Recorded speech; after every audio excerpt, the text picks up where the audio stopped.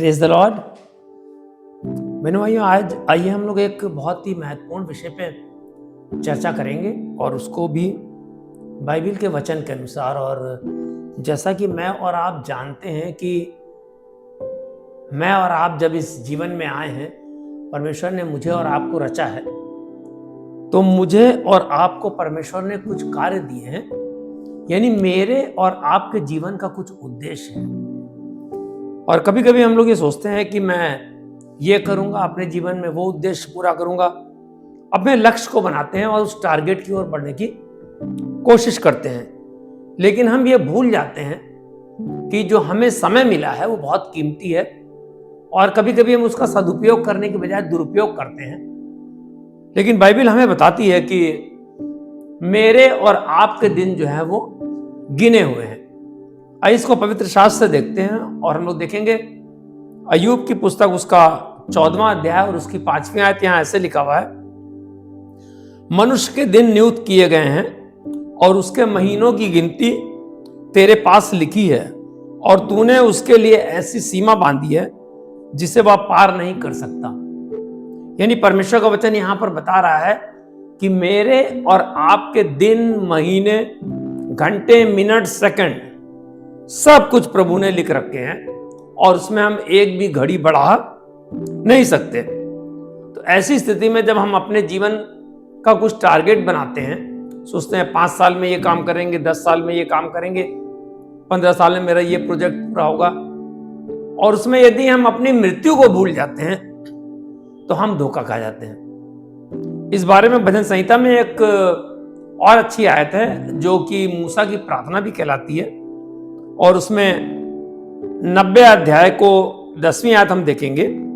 हमको अपने दिन गिनने की समझ दे कि हम बुद्धिमान हो जाएं।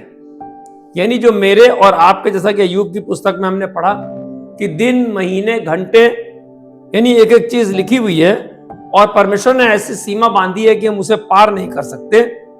तो हम लोग देखते हैं कि यदि हम बुद्धिमानी से अपने जीवन के जो हमारे पास है समय, उस समय का अगर हम बहुत ज्यादा सदुपयोग करें, तो परमेश्वर का वचन यहां पर बताता है मुझे और आपको कि मैं और आप एक बुद्धिमान मनुष्य की तरह सफल हो सकते हैं। और इसके लिए जैसा कि भी मैंने बताया कि भजन संहिता 90 और उसकी 12वीं आयत ऐसा है कि हमको अपने दिन गिनने की समझ दे कि हम बुद्धिमान हो जाएं।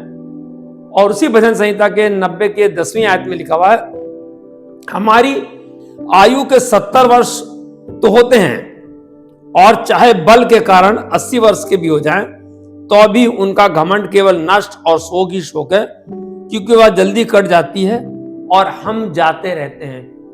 यानी जैसा कि मैंने अय्यूब की पुस्तक से पढ़ा, जैसा कि मैंने भजन संहिता से पढ़ा, और जैसा कि भजन संहिता से एक दूसरी आयत जो हमने पढ़ी कि हमको अपने दिन गिनने की समझ दे कि हम बुद्धिमान हो जाएं।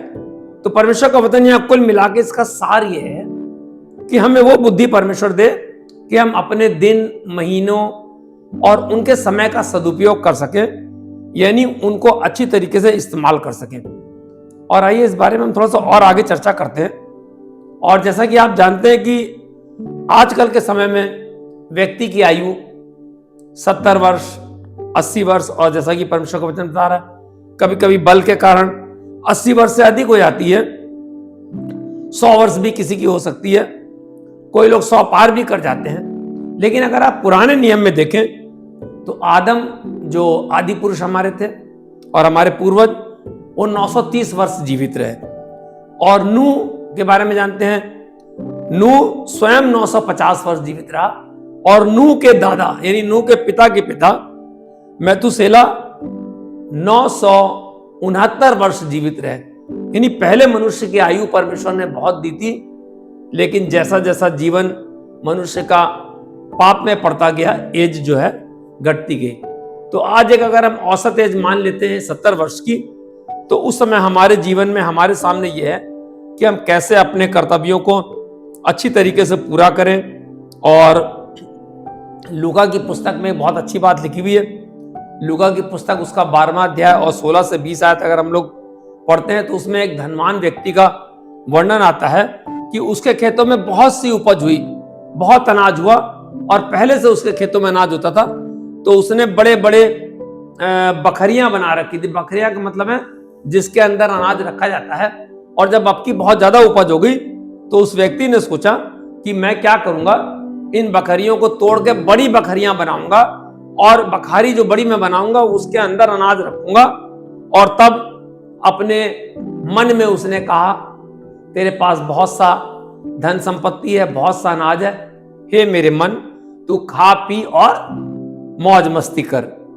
तो यहां पर हम देखते हैं, लेकिन उसी लूका के 12वें अध्याय की 21वीं आयत में लिखा हुआ है, 16 से 22 में हम पढ़ते हैं किस तरीके से उसने धन संपत्ति को जमा किया और अपने मन में कहा कि खूब खाओ पियो और मौज करो। लेकिन लूका की 12वें अध्याय की 21वीं आयत में लिखा हुआ है, ऐसा ही वह मनुष्य भी है जो अपने लिए धन बटोरता है परंतु परमेश्वर की दृष्टि में धनी नहीं है। और होता क्या है कि तब परमेश्वर के वचन उसके पास पहुंचता है कि आज ही तेरा प्राण ले लिया जाएगा, तब ये चीजें तेरे किस काम के आएंगी। तो बहनों भाइयों, परमेश्वर का वचन मुझे और आपको ये बता रहा है कि मेरे और आपके जीवन का जब दिन गिने हुए हैं, समय निश्चित है, तो क्या उद्देश्य होना चाहिए। और यहाँ परमेश्वर के वचन से जैसा कि हमने पढ़ा और सुना और देखा कि पुराने नियम में बहुत ज्यादा लोग जीवित रहते थे। पुराने समय में हमारे जो पूर्वज थे, और धीरे धीरे उनकी एज घटती गई। और हम परमेश्वर से ये प्रार्थना करते हैं कि हमको अपने दिन गिनने की समझ दे और हम बुद्धिमान हो जाएं। तो बहनों भाइयों, हमें कुछ अपने लिए डिसिप्लिन करना होगा, कुछ हमें अपने लिए टाइम टेबल बनाना होगा कि जैसे नशा है, बुरी संगति है या अन्य बुरी आदत है, हमें उनको छोड़ना होगा और अच्छे कार्यों की तरफ जाना होगा। और उसके लिए क्या, जैसे दिन भर हम बहुत सा टाइम में मोबाइल चलाते हैं। बहुत से लोगों को क्या होता है, सोने में ज्यादा आनंद आता है, सो के अपना समय बिता रहे हैं। बहुत से लोगों को घूमने में बहुत आनंद आता है, घूम के अपना समय बिता रहे हैं, लेकिन वो वास्तव में अपने जीवन को नष्ट कर रहे हैं। तो जो हमें लिमिटेड टाइम मिला है, उस टाइम में ये बाइबल के वचनों के अनुसार हम परमेश्वर की उन बातों को याद रखें कि हमारे दिन गिने हुए हैं, और ये वचन याद रखें कि अपने दिन गिनने की समझ दे कि हम बुद्धिमान हो जाएं, बुद्धिमता से काम लें और अपने जीवन को निरर्थक ना जाने दें। ये मनुष्य का जीवन बहुत कीमती है और ये जीवन हमें और आपको बार बार नहीं मिलता है। तो इस जीवन को हम प्रभु के प्रार्थना और उपासना में भी बिताएं, अपने जीवन के दैनिक कार्यों को अच्छे से करें, और सबसे बड़ी बात है कि पूरी जिंदगी में हम भलाई के काम करें। बाइबल में नए नियम में एक तबीता नाम की स्त्री का जिक्र आता है, और वो तबीता नाम की स्त्री जब वो मर गई तो उसके घर पे बहुत सी औरतों की भीड़ लगी हुई थी। और वो तबीता नाम की स्त्री जो थी वो कपड़े सिला करती थी। तो कपड़े सिलने के लिए उसके पास सुई धागा रहा होगा, कुछ कपड़े रहे होंगे। वो आधुनिक समय तो था नहीं, लेकिन वो भलाई के काम करती थी। तो उसकी मृत्यु के बाद भी तमाम स्त्रियां उसके घर पे इकट्ठा थी। और जब पतरस वगैरह प्रभु के शिष्य उसके पास पहुंचे तो वो औरतें उन कपड़ों को उनको दिखा रही थी और उसको स्मरण कर रही थी, उसके भलाई के कार्यों को स्मरण कर रही थी। इसलिए बहनों भाइयों, परमेश्वर का वचन मुझे और आपको ये बता रहा है कि मेरे और आपके जीवन का उद्देश्य बुरे काम नहीं, बल्कि मेरे और आपके जीवन का उद्देश्य भले काम होने चाहिए।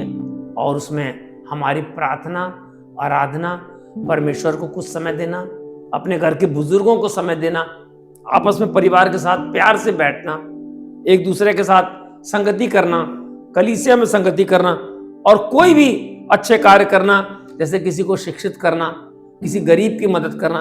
इस तरह भलाई के कार्य करेंगे तो जो मेरे और आपके जीवन का उद्देश्य है, किसी भी क्षण अगर हमारी मृत्यु आ जाती है तो मुझे और आपको वो पश्चाताप नहीं होगा कि मेरा ये काम अधूरा रह गया, मैंने वो काम अच्छे से नहीं किया। क्योंकि परमेश्वर को आपके भलाई के काम ग्रहण योग्य हैं, और यही आपके जीवन का उद्देश्य होना चाहिए। जय मसीह की।